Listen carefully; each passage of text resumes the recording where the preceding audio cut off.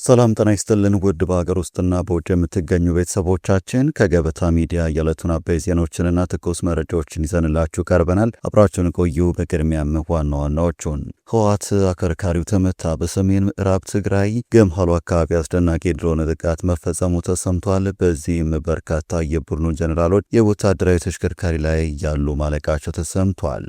ህወሓትም በህገወጥ መንገድ በሾሞ ፕሬዝደንቱ ዶክተር ደብረጽዮን ገብረ ሚካኤል በኩላው በድሮን ተመተናል፣ ክፉኛም አሳምመናል ብሏል። አነጋጋሪውን መረጃ ታደምጡታላችሁ። ፊልድ ማርሻሉ ስለ ጽምዶ እንቅስቃሴ ለመጀመሪያ ጊዜ ተናገሩ።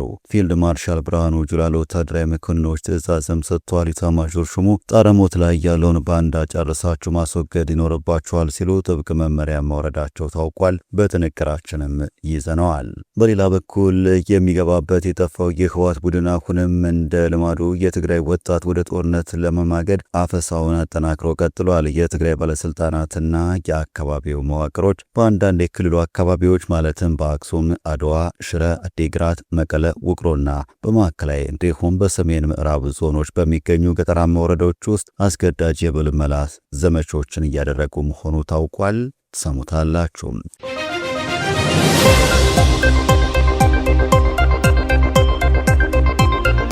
ቻናሉን ሰብስክራይብ፣ ቪዲዮ ላይክ በማድረግ እስከ ፍጻሜ አብራችሁ እንድትቆዩም በአክብሮት እንጠይቃለን።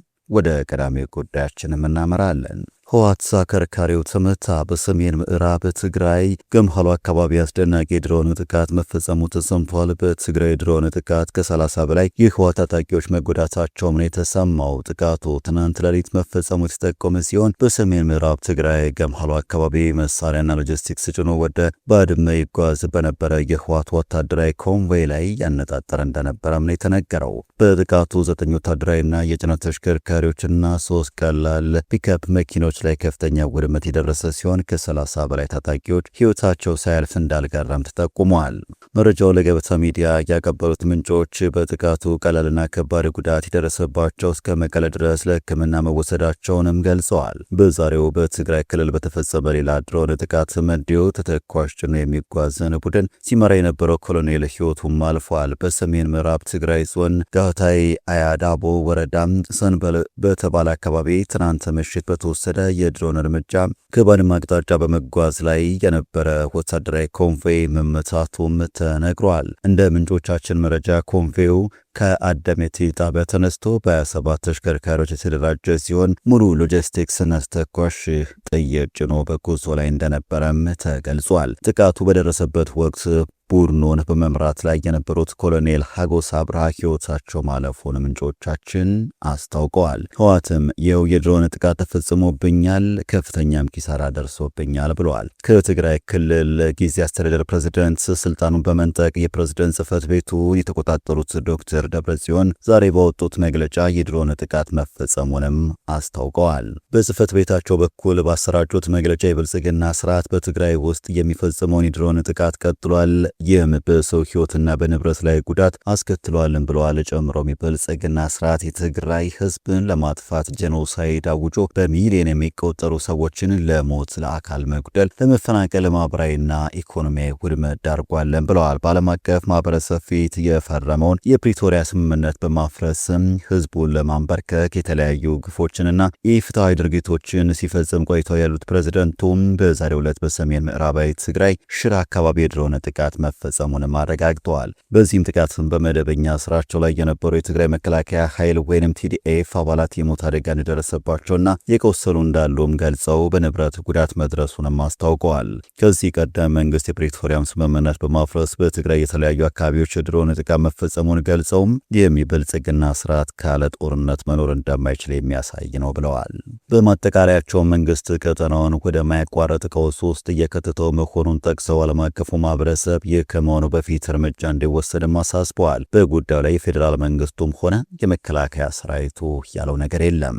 በሌላ በኩል ፊልድ ማርሻሉ ስለ ጽምዶ እንቅስቃሴ ለመጀመሪያ ጊዜ ተናገሩ። ፊልድ ማርሻል ብርሃኑ ጁላም አዲስ ለተመረቁ ወታደራዊ መኮንኖች ትዕዛዝም ሰጥቷል። እናንተ ወደ ሰራዊቱ ስትቀላቀሉ ጣረሞት ላይ ያለውን ባንዳ ጨርሳችሁ ማስወገድ ይኖርባችኋል ሲሉ ዛሬ ለተመረቁ መኮንኖች ትዕዛዝም ሰጥተዋል። ጽምዶን በተመለከተ ለመጀመሪያ ጊዜ ተናግረዋል። ፊልድ ማርሻሉ ህልማቸው መክኗል፣ የጥፋት እጃቸው ተቆርጧል፣ ወሮ በላዎችን ተዋጓቸው የሚሉ አገላለጾች በመጠቀም በአወዛጋቢ ንግግርም ተከስተዋል። ጠላቶቻችን ጽምዶ ብለው መጥተዋል ያሉ ሲሆን ሊበትኑን የዶለቱ ኃይሎች ህልማቸው መክኗልም ሲሉም ተደምጠዋል። ጽምዶን በተመለከተ ከግራ ከቀኝ የሚነሱ አስተያየቶች እንደቀጠሉ ናቸው። ከሁለት ሳምንት በፊት ጀነራል ተሾመ ገመቹ እንዲሁም ትናንት ጠቅላይ ሚኒስትር ጽህፈት ቤት ስለዚህ ጽምዶ ትብብር ጠንከር ያሉ ሀሳቦችን አሰራጭቷል። በዛሬው ዕለት ደግሞ ፊልድ ማርሻል ብርሃኑ ጁላ ጽምዶን የተመለከተ ሐሳብም ሰንዝሯል። ፊልድ ማርሻሉ በኩርሱ አጭር ኮርስ እጩ መኮንኖች ማሰልጠኛ ትምህርት ቤት ስልጠናቸውን ሲከታተሉ የቆዩ እጩ መኮንኖች ዛሬ በተካሄደው ደማቅ ስነ ስርዓት ላይ ተገኝተው 19 ደቂቃ የፈጀ ንግግርም አድርገዋል። ንግግራቸው የጠላቶች እጅ ተቆርጧል፣ ህልማቸው መክኗል፣ እንዲሁም ባዳና ባንዳም በሚሉ ቃላት የታጀበ ነበረ። ጠላቶቻችን ጽምዶ ብለው መጥተዋል እያሉ ሲሆን ማወቅ ያለባችሁ ጽምዶ አሁን የመጣ ጉዳይ አይደለም። ጽምዶ በ1960ዎቹ ስትራቴጂ ነው። የ60ዎቹ ትውልድ ማለትም የዛሬ ጽምዶ ማለት ነው። የዚያን ዘመን ትውልድ ማርክሲዝም ሌኒኒዝም እያለ ታሪካዊ ጠላቶቻችንን እየጋበዘ ሞቃዲሾና ካይሮ እየሄደ የሱዳን ግብፅና የኤርትራ ቅንጅት በመፍጠር ኢትዮጵያን ከባህር በር የማባረር ዘመን ነበረ። የ1960ዎቹ ትውልድ በማለትም የአሁኑን ጽምዶ ከ60ዎቹ ትውልድ እንቅስቃሴ ጋር አጋምደው አብራርተዋል። ቀጥሎም ያን ጊዜ ካይሮና ሞቃዲሾ ሄደው ደጅ ጠኑ። የዚያድ ባሬና የፈርዖን ቤተሰብ ተላላኪዎች ግንባር ፈጥረው የዛሬ 60 ዓመት ኢትዮጵያን ከባህር በር በማባረር ኢትዮጵያን በርስ በርስ ጦርነት በማዳከም በቀጠናው ትርጉም ያላት ሀገር እንዳትሆንም አድርገዋል በማለትም የ60ዎቹን የፖለቲካ ኃይሎች ተችተዋል። በወቅቱ ከባህር በር የተገፋውን ጠላቶቻችን ጎበዝ ስለሆኑ አይደለም ያሉ ሲሆን የተሳካላቸው እነርሱ ባዳ ስላገኙ ነው በማለትም ተናግረዋል። አሁንም እየተደረገ ያለው እርሱ ነው። ያን ጊዜ የነበሩ ባንዳዎች መልካቸውን ቀይረው እንጂ ያሉት እነርሱ ናቸው በማለት በጽምዶ እንቅስቃሴ ውስጥ ያሉ የሀገር ውስጥ ኃይሎችን ባንዳ በማለትም ጠርቷል። ታሪካዊ ጠላቶችና መገኛ ጎረቤቶቻችን ተቀናጅተው የውስጥ ባንዳ ቀጥረው ሀገራችንን ለማፍረስ እየሰሩ ያለበት ጊዜ ነው። ነገር ግን እድሜ ለመከላከያ ሰራዊት አከርካሪያቸውን መጥቶ ተሽመድምደው ጣረሞት ላይ ያሉበት ጊዜ ላይ ነን ሲሉም አክለዋል። እናንተ ወደ ሰራዊቱ ስትቀላቀሉ ጣረሞት ላይ ያለውን ባንዳ ጨርሳችሁ ማስወገድ ይኖርባችኋል ሲሉ ዛሬ ለተመረቁ መኮንኖችን ትዕዛዝ ሰጥተዋል። በቀጣይ መረጃችን የሚገባበት የጠፋው የህወሓት ቡድን አሁንም እንደ ልማዱ የትግራይ ወጣትን ወደ ጦርነት ለመማገድ አፈሳውን አጠናክሮ ቀጥሏል። ቅድሚያ ለሰብአዊ መብቶች ኢትዮጵያ የተሰኘው ድርጅትን በትግራይ ክልል በስፋት እየተካሄደ ነው ስላሉ አስገዳጅ ውትድርና ምልመላ ዘመቻን በተመለከተ በወጣው ሪፖርት ወጣቶች ከምልመላ ለመሸሽ ቤቶቻቸውን እየለቀቁ ውጭ ላይ እያደሩና በዘመዶቻቸው ቤት መካከል እየተዘዋወሩ እንደሚገኙ አስታውቋል። ቅድሚያ ለሰብአዊ መብቶች ኢትዮጵያ በወጣው ሪፖርት የትግራይ ባለስልጣናትና የአካባቢ መዋቅሮችም በአንዳንድ የክልሉ አካባቢዎች ማለትም በአክሱም፣ አድዋ፣ ሽረ፣ አዲግራት፣ መቀለ፣ ውቅሮና በማዕከላዊ እንዲሁም በሰሜን ምዕራብ ዞኖች በሚገኙ ገጠራማ ወረዳዎች ውስጥ አስገዳጅ የምልመላ ዘመቻዎችን አከናውነዋል ሲል ገልጿል። ይህም ለ2 ዓመት ከቆየው አስከፊ ጦርነት ገና በማገገም ላይ ባሉ ቤተሰቦች ዘንድ ከፍተኛ ፍርሃትንም ፈጥሯል። በሪፖርቱ ላይ የተጠቀሱ አንድ የአካባቢው ነዋሪ ወጣቶችን ፍለጋ ቤት ለቤት ይመጣሉ። ወጣቶችን ካላገኙ ወላጆችን ይጠይቃሉ። ህዝቡ በፍርሃት ውስጥ ነው የሚገኘው ብለዋል። ድርጅቱ እንዳመላከተው ወጣቶች በፍተሻ ኬላዎች፣ በገበያዎች፣ በትራንስፖርት ተርሚናሎች እና በሰፈር ስብሰባዎች ላይ በቁጥጥር ስር እየዋሉ ወደ ወታደራዊ ማሰልጠኛ ጣቢያዎች እንደሚወሰዱ የዓይን እማኞችም ገልጸዋል። በሪፖርት የተጠቀሱ በአክሱም የሚገኙ አንድ መምህር በበኩላቸው በርካታ ተማሪዎችና በቅርቡ የተመረቁ ወጣቶች ከመማሪያ ክፍሎችና ከህዝብ መሰብሰቢያ ቦታዎች መወሰዳቸውንም ተናግረዋል። ወጣቶች አሁን ላይ በነጻነት መንቀሳቀስ አቁመዋል። አንዳንዶቹ ተደብቀዋል፣ ሌሎች ደግሞ እንዳይወሰዱ በመፍራት ወደ አዲስ አበባ ወይም ወደ ሌሎች ከተሞች ሄደዋል ሲሉ አስረድተዋል።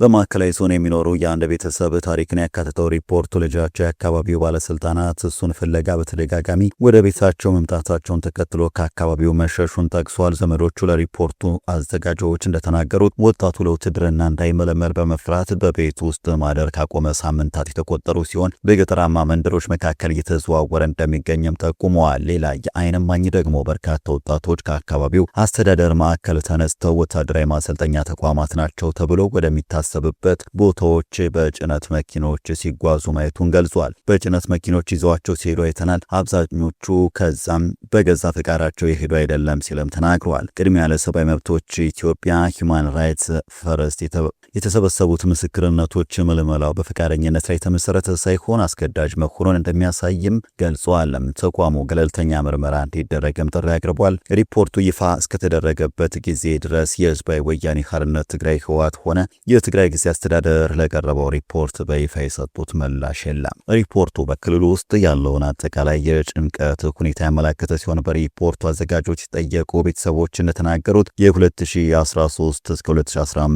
ጦርነት ትውስታ ትግራይ በድጋሚ ትጥቅ ግጭት ውስጥ ልትገባ ትችላለች የሚለውን ስጋትም ከፍ አድርጎታል። በክልሉ ለሚገኙ በርካታ ወጣቶች ግን የወቅቱ ስጋት የበለጠ የግል ጉዳይም ነው። አንድ ነዋሪ ከአንድ ጦርነት ተርፈናል፣ ህዝቡ ህይወቱን መልሶ መገንባት ነው የሚፈልገው እንጂ ለሌላ ጦርነት መዘጋጀት አይደለም ሲልም ለሂውማን ራይት ፈርስት ተናግረዋል። በቀጣይ መረጃችን ሻዕቢያ ጽምዶን በተመለከተ ለተባበሩት መንግስታት ድርጅት ደብዳቤ ጻፈ። ከሁለት ሳምንት በፊት ጀነራል ተሾመ ገመቹ ከኢቲቪ ጋር ባደረገው ቆይታ ጽምዶ የተባለ ጸረ ሉዓላዊነት ስብስብ ዓላማው ኢትዮጵያን መበጥበጥ ነው ሲሉም ከሶ ነበር። ይህንን ክስ በተመለከተ ታዲያ ሻዕቢያ ለተባበሩት መንግስታት ድርጅት አነጋጋሪ ደብዳቤ ጽፏል። አንድ አፍታ ሚዲያ ይህንን ደብዳቤ ተመልክቶታል። ሻዕቢያ የጠቅላይ ሚኒስትር አብይ አህመድ አስተዳደር ቀንደኛ ተቀናቃኞችን ያሰባሰበበትን ጽምዶን የአፍሪካ ቀንድ የሰላም ንቅናቄ እንቅስቃሴ አድርገው ለመንግስታቱ ድርጅት አቅርቧል። አንድ አፍታ ሚዲያ በተመለከተው በዚህ የሻዕቢያ ደብዳቤ የጽምዶ እንቅስቃሴ አንድ ዓመት እንዳስቆጠረም ተናግረዋል። የእንቅስቃሴው ዓላማም በጎረቤት ሀገራት ህዝቦች መካከል እምነትን መገንባት፣ ማህበራዊ ግንኙነትን መመለስ፣ በግጭት የተራራቁ ማህበረሰቦች እንዲቀርቡ ማድረግ ነው ብለዋል። ሻዕቢያ ጽምዶን የህዝብ ለህዝብ ግንኙነትን ለመፍጠር ያለመ አድርጎ ቢያቀርብም መሬት ላይ ያለው እውነታ ግን ከዚህ የተለየ እንደሆነ መረጃዎች ያመላክታሉ። ለአብነትም ከቀናት በፊት የህወሓትና የሻዕቢያ ወታደሮች በአንድ ወታደራዊ ካምፕ ውስጥ በጋራ ሲሰለጥኑና ሲንቀሳቀሱ የሚያሳይ ቪዲዮ መሰራጨቱ ጽምዶ ከህዝብ ለህዝብ ባለፈ ወታደራዊ ትብብር እንደሆነ አመላካች ነው።